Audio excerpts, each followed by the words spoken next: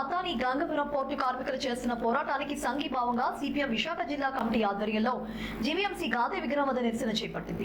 నిరసనలో భాగంగా అదాని గంగవరం పోర్టులో పనిచేస్తున్న అన్ని వర్గాల కార్మికులు న్యాయమైన డిమాండ్లను పోర్టు యాజమాన్యం ప్రభుత్వం తక్షణమే పరిష్కరించి గతంలో ఇచ్చిన హామీలు సైతం అమలు చేయాలని, ఇతర పోర్టుల వలె కనీస వేతనం 36,000 రూపాయలు అమలు చేయాలని సిపిఎం విశాఖ జిల్లా కార్యదర్శి మరడాన జగ్గునాయుడు డిమాండ్ చేశారు.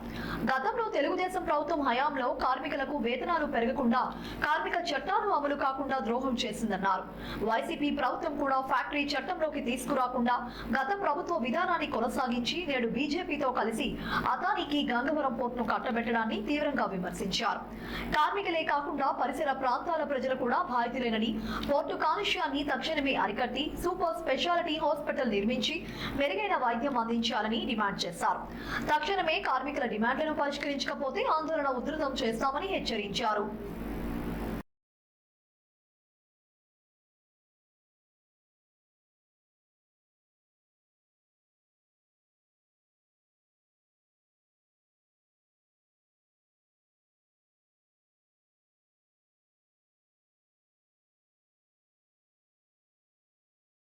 గంగవరం పోర్టు కార్మికుల యొక్క సమస్యలు పరిష్కారం చేయాలి.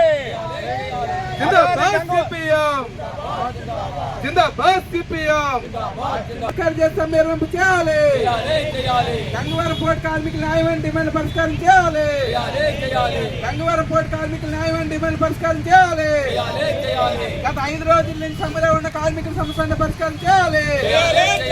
Down down Adani, down down Adani, down down Adani.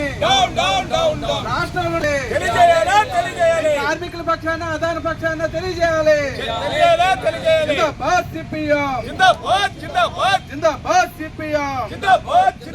Gangavaram port కార్మికుల సమస్యలను పరిష్కారం చేయాలి.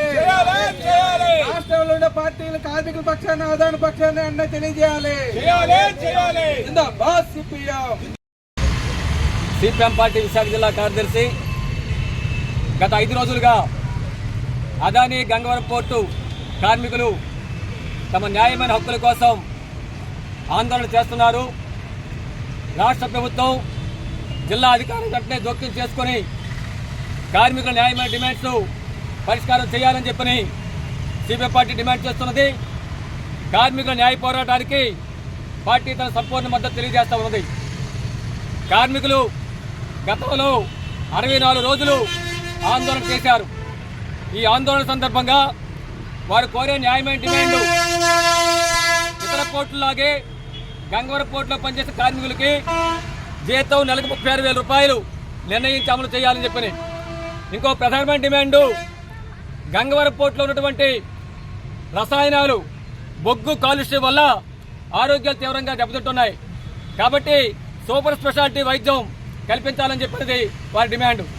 గంగవరం పోర్టులో ఉన్నటువంటి నిర్వాసిత కార్మికులు, ఆపరేటర్లు, కాంట్రాక్ట్ కార్మికులు, లోడింగ్ అన్లోడింగ్ కార్మికులు, మొత్తం సమస్త కార్మికులకి కార్మిక చట్టాలు అమలు చేయాలని చెప్పని ఈ న్యాయమైన డిమాండ్స్ కోసం 64 రోజులు సమ్మె చేస్తే, ఆందోళన చేస్తే ఆనాటి అధికార యంత్రాంగం రాష్ట్ర ప్రభుత్వం జోక్యం చేసుకుని మీ న్యాయమైన డిమాండ్ పరిష్కారం చేస్తామని చెప్పి హామీ ఇచ్చారు.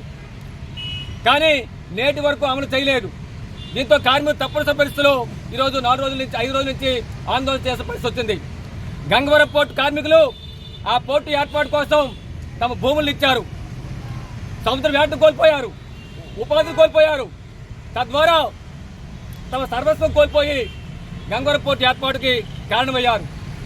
గంగవరం పోర్టు ఏర్పాటు తర్వాత ఈరోజు అదాని యాజమాన్యానికి కోట్లాది రూపాయలు లాభాలు వస్తున్నాయి, ఆదాయం వస్తుంది. కానీ ఆ పోర్టులో పనిచేసే కార్మికులు మాత్రం కార్మిక చట్టం అమలు కావడం లేదు. గత తెలుగుదేశం ప్రభుత్వం కానీ, ఈనాడు వైసీపీ ప్రభుత్వం కానీ, ఈ రెండు కూడా ఎంత దుర్మార్గం అంటే గంగవరం పోర్టులో 4,000 మంది కార్మికులు పనిచేస్తుంటే దాన్ని షాప్స్ అంటే ఎస్టాబ్లిష్ చట్టం తీసుకొచ్చారు. అంతేనా దుర్మార్గం ఏముంది? వాస్తవంగా ఫ్యాక్టరీస్ యాక్ట్ పరిధిలో తీసుకురావాలి దాన్ని. కాబట్టి గతంలో గాజువాగులో ఎన్నికైనటువంటి ఎమ్మెల్యేలు కానీ, తెలుగుదేశం వైసీపీ ప్రభుత్వాలు కానీ ఆ చట్టాన్ని మార్చలేదు. కార్మికుల్ని నెట్టేటి ముంచే కార్యక్రమం చేశారు. కాబట్టి ఇప్పటికి కూడా యాజమాన్యం ఆ కార్మికులు దోపిడీ చేసుకోవడానికి అవకాశం ఏర్పడుతూ ఉంది. ఇప్పటికైనా సరే ప్రభుత్వం ఆ పరిశ్రమని ఫ్యాక్టరీ చట్టబద్ధంగా తీసుకురావాలని చెప్పి డిమాండ్ చేస్తున్నాం. దీంతో పాటు ఆ కార్మికులు వెంటనే 36,000 రూపాయల జీతం, అలాగే సూపర్ స్పెషాలిటీ వైద్యం కల్పించాలని చెప్తున్నాయి, ఆసుపత్రి నిర్మించాలని చెప్తున్నాయి మేము డిమాండ్ చేస్తున్నాం. ఈ గంగవరం పోర్టు వల్ల ఆ పరిశ్రమలో పనిచేసే కార్మికే కాకుండా గాజువాక పట్ల ప్రధానికి మొత్తం ఈరోజు కాలుష్యం చిక్కున్నారు, ఆరోగ్యాలు దెబ్బతింటున్నాయి. కాబట్టి ఆరోగ్యాలు పరంగా పెట్టేటువంటి గంగవరం పోర్టు యాజమాన్యం మీద చర్య తీసుకొని ప్రభుత్వం జోక్యం చేసుకొని కార్మికులు న్యాయాన్ని సమస్యలు పరిష్కారం చేయాలి. లేని పక్షంలో పోరాటం ఉధృతం చేయక తప్పదని చెప్పని మీ ద్వారా హెచ్చరిస్తూ ఉన్నాం.